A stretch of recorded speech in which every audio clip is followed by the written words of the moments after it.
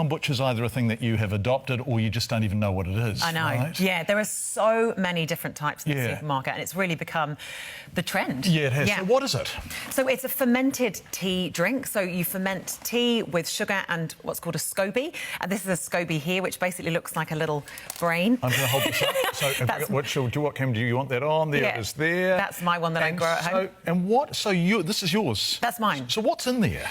So the tea and the SCOBY is what's called a symbiotic culture of bacteria and yeast. So bacteria and yeast basically can be used to grow more good bugs. So one of the things is we have around 2 to 3 kilograms of bugs in our inside. 2 to 3 kilos? Yeah, so that's called your microbiome. So we've got these bacteria inside us, and they can be good and bad. And what we need is more of the good bacteria, because that supports general health and well-being. Right.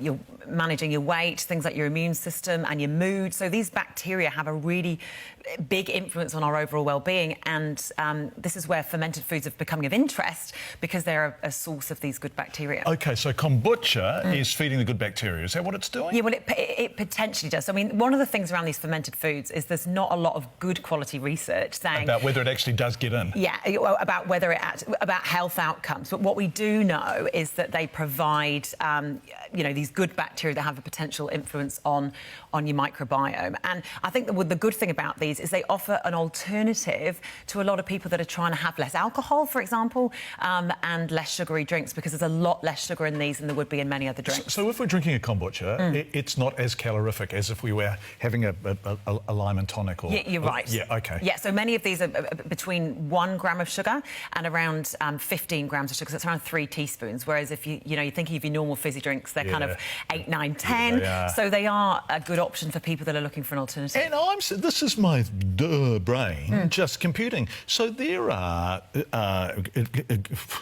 national cuisines that have fermented foods as a staple. So sauerkraut? Yes, sauerkraut. And kimchi? Yes. Right. Hugely advantageous. So they've got... I mean, they've been around for so long. So long.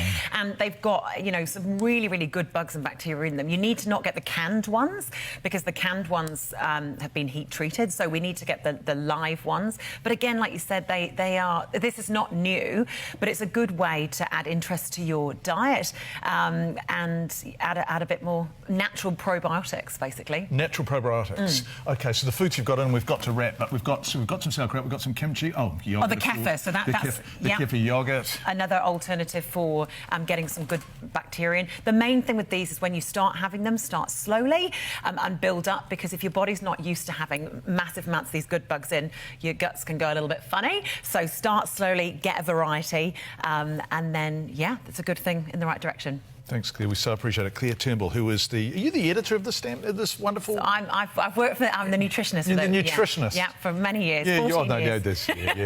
For how many years? 14 years. Bloody I know. hell. Long time. Yeah. That's why you're glowing with health and vitality, isn't it? The amazing... Claire's actually 67.